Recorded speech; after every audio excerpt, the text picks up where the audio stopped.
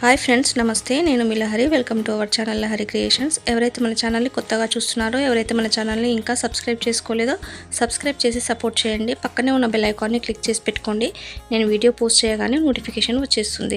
ఈరోజు నేను చూపించబోతున్న రెసిపీ రవ్వ లడ్డు ఫ్రెండ్స్.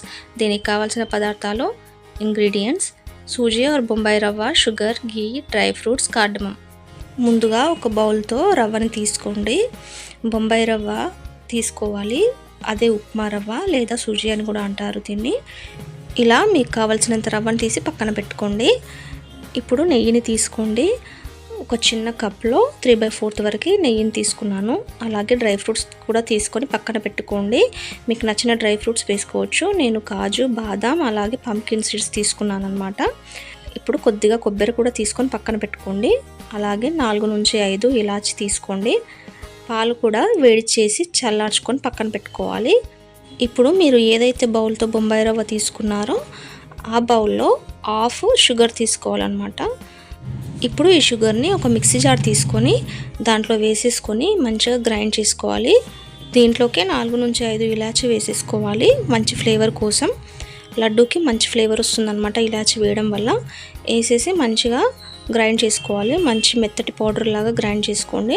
చూడండి, ఈ విధంగా రావాలి మనకి షుగర్ పౌడర్ అనేది. ఇప్పుడు కడాయి పెట్టేసుకొని నెయ్యిని తీసుకోవాలి. లో ఫ్లేమ్ పెట్టేసుకొని ఈ నెయ్యిని అంతా కరిగించుకోవాలి. నెయ్యి మంచిగా కరిగిన తర్వాత మనం తీసుకున్న డ్రై ఫ్రూట్స్ అన్నీ వేసుకొని మంచిగా ఫ్రై చేసుకోవాలి.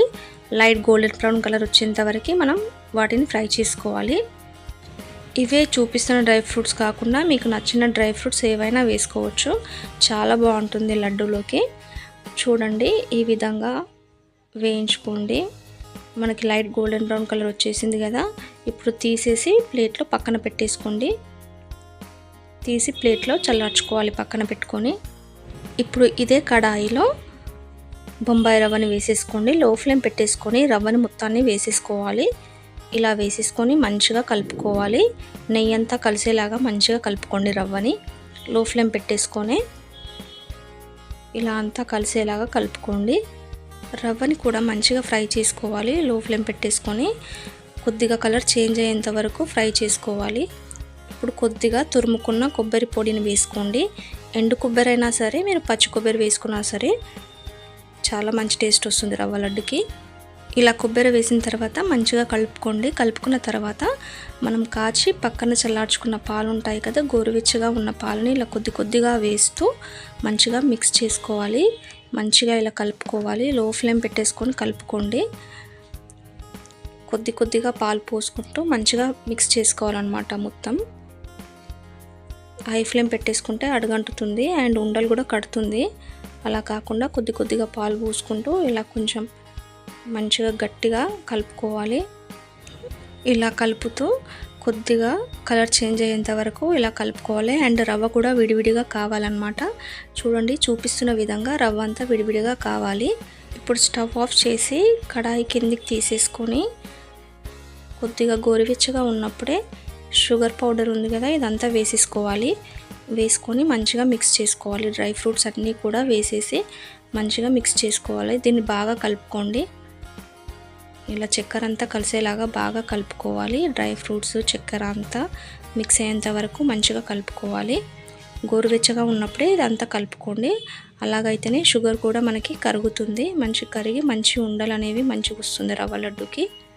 మెయిన్ స్టెప్ వచ్చేసి మనకి పాలు పోస్తూ మనం కలుపుకునే స్టెప్పే మెయిన్ అన్నమాట. ఆ టైంలో కరెక్ట్గా కలుపుకోవాలి. పిండి గట్టిగా పడకుండా, రవ్వ గట్టి పడకుండా, ముద్దలు కట్టకుండా కలుపుకోవాలి. అదే హార్డ్ స్టెప్ అన్నమాట. ఇంకా మొత్తం ఎంత ఈజీయే. మెయిన్ స్టెప్ అది మనం కరెక్ట్గా చేసుకుంటే రవ్వ లడ్డులు చాలా సాఫ్ట్గా వస్తాయి. చూడండి, ఈ విధంగా వస్తాయి అన్నమాట. ఇలా కలుపుకున్నాక ఇంకా లడ్డు సైజ్ అనేది మీ ఇష్టం, ఎలాగైనా చేసుకోవచ్చు. నేను ఈ విధంగా కట్టుకున్నాను. ఈ సైజులో నేను ఒక 30 లడ్డుల దాకా వచ్చాయన్నమాట నాకు ఈ క్వాంటిటీతో.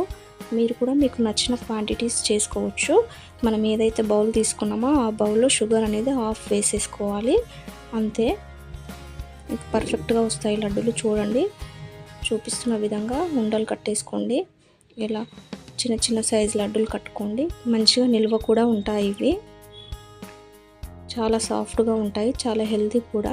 మీకు నచ్చిన డ్రై ఫ్రూట్స్ వేసేసుకొని ఇలా ఉండలు కట్టుకోండి.